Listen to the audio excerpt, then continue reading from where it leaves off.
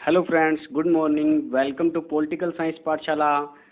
आज हम करेंगे राजनीतिक विचारक बेंथम के इम्पोर्टेंट क्वेश्चन पार्ट 5 के। ये क्वेश्चन आपके exam RPSC, DSSB, HTET, net, UPSC के लिए इम्पोर्टेंट है। क्वेश्चन बहुत अच्छे स्तर के बनाए गए हैं।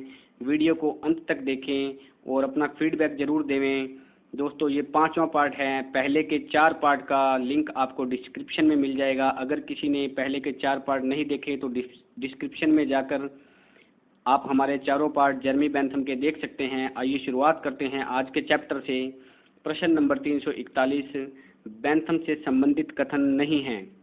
न्याय सस्ता होना चाहिए, न्यायाधीशों को आरक्षण के अनुसार भर्ती करना चाहिए, न्याय जल्दी मिलना चाहिए, निर्णय के प्रति संपूर्ण जीवन उत्तरदायी होना चाहिए। बताइए इस प्रश्न का सही जवाब क्या होगा। कौन सा कथन है जो बेंथम से संबंधित नहीं है।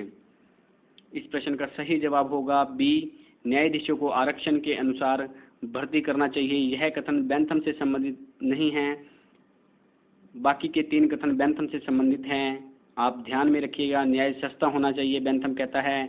न्याय जल्दी मिलना चाहिए और बेंथम कहता है निर्णय के प्रति संपूर्ण जीवन उत्तरदायी होना चाहिए। जबकि न्यायाधीशों को आरक्षण के अनुसार भर्ती करना चाहिए, यह कथन बेंथम का नहीं है। इसके विपरीत बेंथम का कथन है न्यायाधीशों को योग्यता के अनुसार भर्ती करना चाहिए। योग्यता के अनुसार भर्ती करना चाहिए, यह कथन बेंथम का है। चलते हैं अगले प्रश्न की तरफ। प्रश्न नंबर 342, बेंथम से संबंधित कथन नहीं है। द्विसदनीय व्यवस्थापिका होनी चाहिए, प्रतिनिधि पढ़े लिखे होनी चाहिए, महिला मताधिकार के निषेध का समर्थन, गुप्त मतदान प्रणाली का समर्थन। बताइए इसका सही जवाब क्या होगा। ए, बी, सी, डी। इस प्रश्न का सही जवाब है ए, द्विसदनीय व्यवस्थापिका होनी चाहिए। यह कथन बेंथम से संबंधित नहीं है। जबकि अन्य 3 कथन प्रतिनिधि पढ़े लिखे होने चाहिए, महिला मताधिकार के निषेध का समर्थन, गुप्त मतदान प्रणाली का समर्थन, ये बेंथम के तीनों कथन हैं। और जबकि द्विसदनीय व्यवस्थापिका होनी चाहिए, यह बेंथम का कथन नहीं है। इसके विपरीत बेंथम कहता है कि एक सदनीय व्यवस्थापिका होनी चाहिए और बेंथम कहता है लोकसभा को समाप्त कर देना चाहिए। तो इतने फैक्ट्स आपको इस प्रश्न के साथ मिलते हैं। आपको यह ध्यान में रखना है। अगला प्रश्न है हमारा 343 नंबर, बेंथम इनमें से किस दंड व्यवस्था का समर्थन करता है। बहुत अच्छा प्रश्न है, इंपॉर्टेंट प्रश्न है, स्टार प्रश्न है। प्रतिशोधात्मक, निरोधात्मक, सुधारात्मक या फिर सभी का समर्थन करता है। तो बताइए इस प्रश्न का सही जवाब क्या होगा। प्रतिशोधात्मक, निरोधात्मक, सुधारात्मक। इस प्रश्न का सही जवाब है सी, सुधारात्मक। बेंथम सुधारात्मक दंड व्यवस्था का समर्थन करता है। इस प्रश्न की कुछ डिटेल है वो हम देख लेते हैं। बेंथम सुधारात्मक दंड व्यवस्था का समर्थन करता है। दंड को बुराई मानता है, दंड की तुलना में पुरस्कार को अधिक महत्वपूर्ण मानता है। वह सुधारात्मक दंड व्यवस्था के आधार पर ही पिनोप्टिकिन जेल व्यवस्था का समर्थन करता है। तो इस प्रश्न के साथ आपको इतनी जानकारी मिलती है। इस फैक्ट को भी आपको ध्यान में रखना है। अगला प्रश्न, प्रश्न नंबर 344, बेंथम दंड के कितने नियम बताता है। 8, 10, 11, 12। आगे आने वाले जो भी प्रश्न हैं दोस्तों बहुत इंपॉर्टेंट है। छोटे छोटे फैक्ट हैं, उनमें ध्यान में रखना है। ओवरलैपिंग हो जाती है अक्सर उन क्वेश्चनों में, तो अच्छे से देखिएगा, अच्छे से पढ़िएगा, सोच समझ कर जवाब दीजिएगा और कुछ ना कुछ आप इनकी ट्रिक बना लीजिएगा। तो प्रश्न है बेंथम दंड के कितने नियम बताता है। 8, 10, 11, 12। 344 नंबर प्रश्न का सही जवाब है डी, 12। बेंथम दंड के जो नियम हैं वो 12 बताता है। अगला प्रश्न, बेंथम दंड के कितने प्रकार बताता है। 4, 3, 2, 1। बताइए इसका सही जवाब क्या होगा। कितने प्रकार, लास्ट प्रश्न था जो वो था कितने नियम, तो नियम बताता है 12 और प्रकार जो है वो प्रकार बताता है 4 प्रकार। दंड के 4 प्रकार बताता है, नियम बताता है 12। तो इतना आपको ध्यान रखना है। अगला प्रश्न है प्रश्न नंबर 346, बेंथम द्वारा बताए गए दंड के प्रकारों में कौन सा शामिल नहीं है। दंड के प्रकार कितने बताए थे हमने अभी लास्ट प्रश्न में देखा 4, तो उनमें से कौन सा है जो इसमें शामिल नहीं है। प्रश्न नंबर 346 का आंसर दीजिए क्या होगा। भौतिक दंड, सामाजिक, नैतिक या धार्मिक दंड। बताइए इसका सही जवाब क्या होगा। 346 का सही जवाब है सामाजिक दंड, अर्थात भौतिक, नैतिक, धार्मिक, ये 3 दंड हैं। टोटल 4 दंड जो हैं वो मैं आपको बता देता हूँ। बेंथम ने दंड के 4 प्रकार बताए हैं, भौतिक, राजनीतिक, नैतिक और धार्मिक। ये 4 प्रकार के दंड बेंथम ने बताए हैं। अगला प्रश्न, प्रश्न नंबर 347, ये भी बहुत अच्छा प्रश्न है। इन तीनों प्रश्नों में अक्सर ओवरलैपिंग होती है, तो आपको अच्छे से ध्यान रखना है। बेंथम दंड के कितने लक्षण बताता है? 11, 12, 13, 14। बताइए इसका सही जवाब क्या होगा? दंड के लक्षण। सबसे पहले देखिए, हम एक बार फिर जाते हैं पीछे। सबसे पहले हमने किए दंड के नियम, तो ये हैं 12। अगला देखते हैं दंड के प्रकार, तो ये हैं 4। अगला देखते हैं दंड के लक्षण बताना है, तो इस प्रश्न का सही जवाब है 13। तो दंड के लक्षण जो हैं वो है 13, नियम 12, प्रकार 4 और लक्षण जो हैं वो 13। तो इन तीनों प्रश्नों को आपको एक साथ में ध्यान रखना है। अगला प्रश्न, प्रश्न नंबर 348, बेंथम का उपयोगितावाद सूअर का दर्शन है, ऐसा कौन कहता है? बहुत अच्छा प्रश्न है, बहुत बार परीक्षा में पूछा जाता है। विलियम जेम्स, कैली, कार्लाइल, जॉन पेले। बेंथम का उपयोगितावाद सूअर का दर्शन है। प्रश्न नंबर 348 का सही जवाब बताइए क्या होगा? इस प्रश्न का सही जवाब है कार्लाइल। तो कार्लाइल ही यह कहता है। हम चलते हैं अगले प्रश्न की तरफ। प्रश्न नंबर 349, इनमें से भौतिक उपयोगितावादी किसे माना गया है?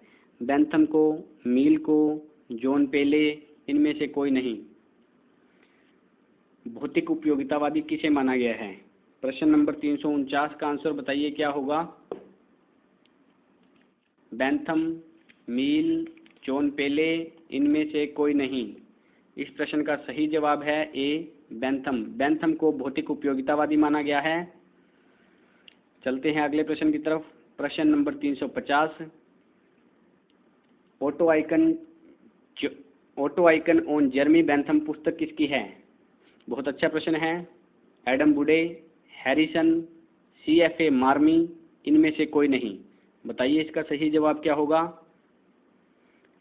एडम बुडे, हैरिसन, CFA मार्मी, इनमें से कोई नहीं। इस प्रश्न का सही जवाब है CFA मार्मी। Auto icon on Jeremy Bentham, ये पुस्तक CFA मार्मी की है। और आप नोट कर लीजिए इन दोनों की भी पुस्तकें, एडम बुडे और हैरिसन। एडम बुडे की जो पुस्तक है उसका नाम है Bentham utilitarian critic, Bentham utilitarian critic.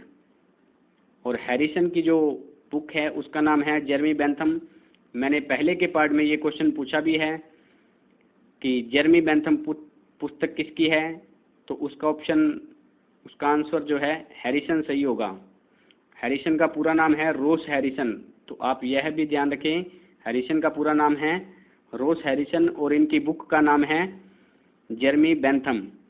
Adam बुडे, इनका पूरा नाम है ह्यूगो एडम बुडे, ह्यूगो एडम बुडे। इनकी पुस्तक का नाम है बेंथम यूटिलिटेरियन क्रिटिक। और auto icon on Jeremy Bentham, इस पुस्तक के लेखक जो हैं वो हैं CFA मार्मी।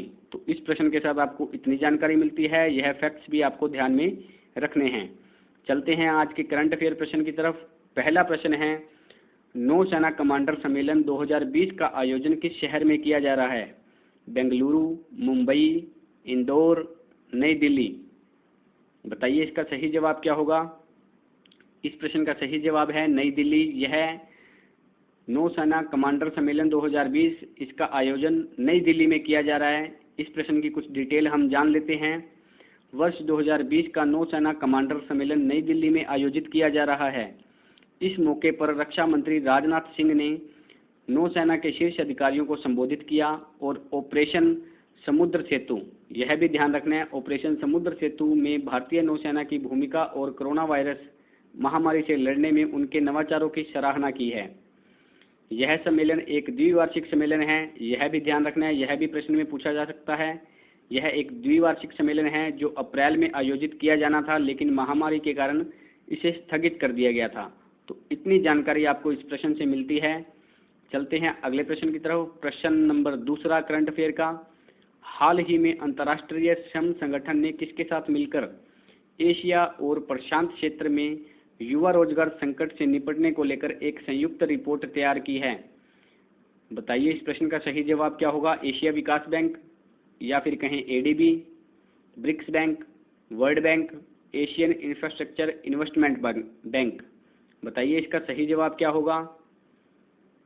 एशिया विकास bank, ADB, BRICS bank, world bank, Asian infrastructure investment bank. इस प्रश्न का सही जवाब है ए, एशियाई विकास बैंक, एशियन डेवलपमेंट बैंक कह सकते हैं। इसका हेड ऑफिस मनीला है, फिलीपींस। तो इस प्रश्न की कुछ जानकारी देख लेते हैं हम, क्या जानकारी है। अंतर्राष्ट्रीय श्रम संगठन ने एशियाई विकास बैंक के साथ मिलकर एशियाई और प्रशांत क्षेत्र में युवा रोजगार संकट से निपटने को लेकर एक संयुक्त रिपोर्ट तैयार की है। इस रिपोर्ट का नाम, यह रिपोर्ट का नाम आपको ध्यान रखना है, ये बहुत इंपॉर्टेंट है,